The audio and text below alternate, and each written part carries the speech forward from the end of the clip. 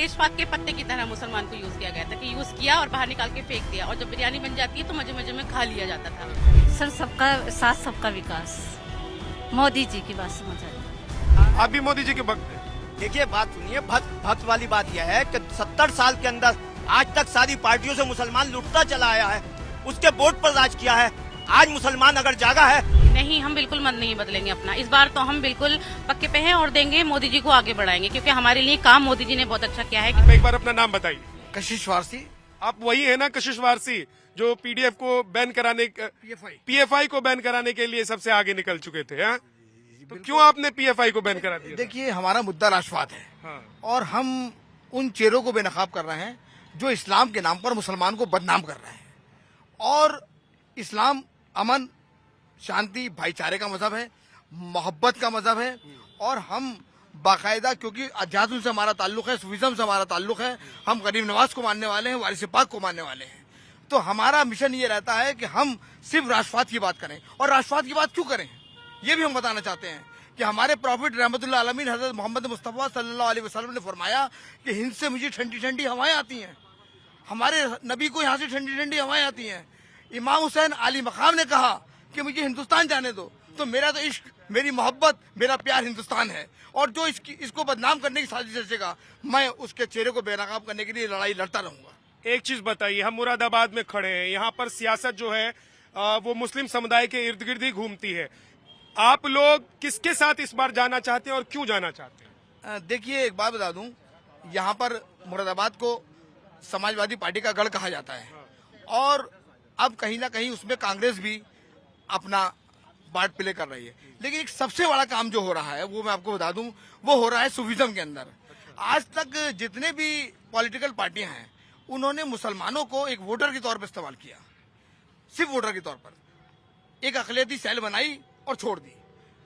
मैं एक बात कहूंगा कि पहली बार हमारे प्राइम मिनिस्टर ने ये काम किया कि उन्होंने आध्यात्मिक लोगों को लेके अपनी पॉलिटिकल पार्टी बीजेपी के अंदर सूफी संवाद कायम किया।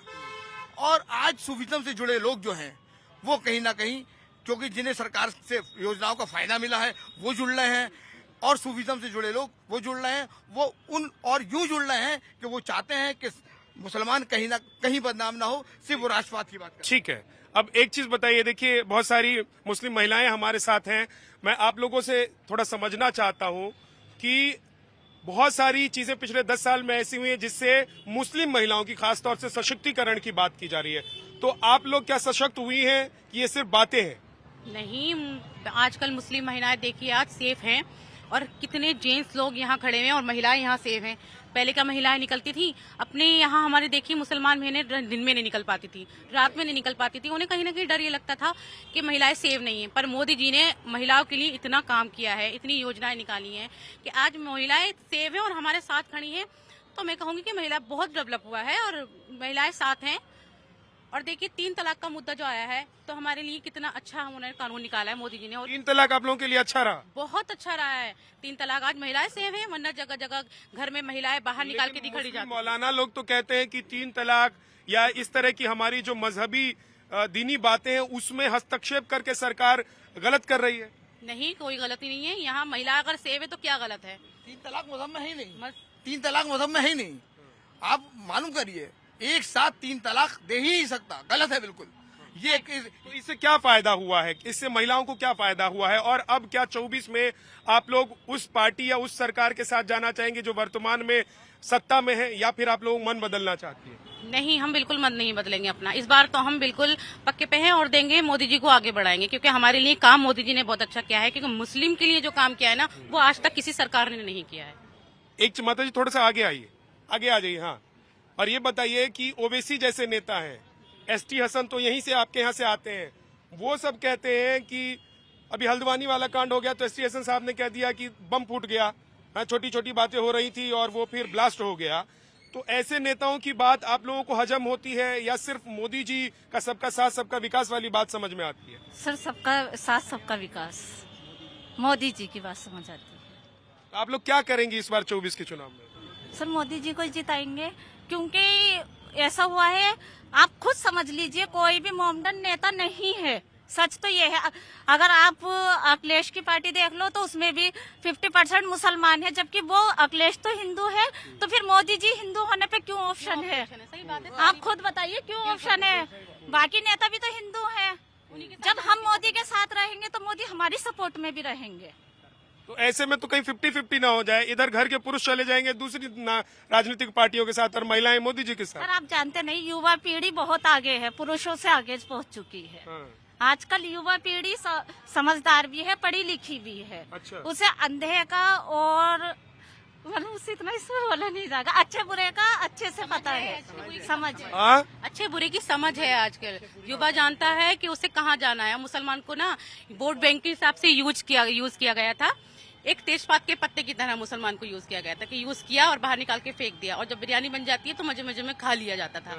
वैसे ही आज मुसलमान पहचान लिया गया है और देख लिया गया है कि तेजपात पत्ता नहीं बनना है, उसको पूरी बिरयानी में यूज किया जाता है, इसलिए वोट जाएगा तो मोदी जी को ही जाएगा। तेजपात का पत्ता नहीं बनना है। क्या नाम है जी आपका? सलाहुद्दीन मंसूरी। मंसूरी भाई, ये महिलाएं देखिए एकदम कह रही है कि अब तो डर भी नहीं लगता, इतने सारे पुरुषों के बीच में खड़ी होकर एकदम आवाज बुलंद कर रही हैं। ये सब बदलाव आप लोगों को अच्छा लगता है? देखिए, हमारे यहाँ मुरादाबाद के अंदर जो हमारा जिले का प्रशासन, पुलिस प्रशासन है, उसकी भूमिका इसके अंदर बहुत बड़ी है। क्यों आज ये महिलाएं जो निकल रही हैं, ये हमारे कप्तान साहब, एसपी सिटी साहब और ये डीएम साहब, ये सब इनकी भूमिका बहुत अच्छी है कि मतलब ये जितने भी गुंडे या बदमाश हैं, किसी तरह का कोई भी सड़कों पर। आप लोगों को लगता है कि सरकारों ने कुछ ऐसी नीति, नियत और योजनाएं दिखाई हैं, लेकर आए हैं, कुछ ऐसे एक बदलाव किए हैं कानून में जिससे मुस्लिम महिलाएं सशक्त हुई हैं?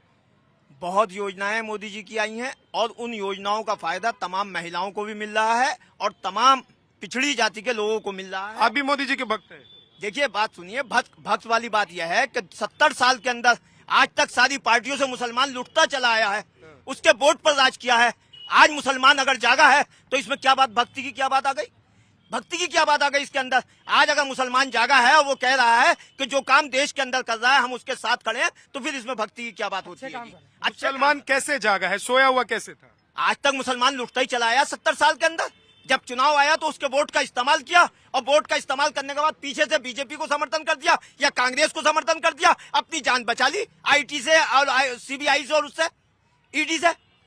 तो लेकिन अभी तो आरोप लगाते हैं जो बड़े बड़े मौलाना हैं या असदुद्दीन ओवैसी जैसे नेता हैं, एसटी हसन जैसे आप लोगों के सांसद हैं, ये लोग तो कहते हैं मुसलमानों के साथ भेदभाव हो रहा है, मुसलमान सबसे ज्यादा दबाए और प्रताड़ित किए जा रहे हैं।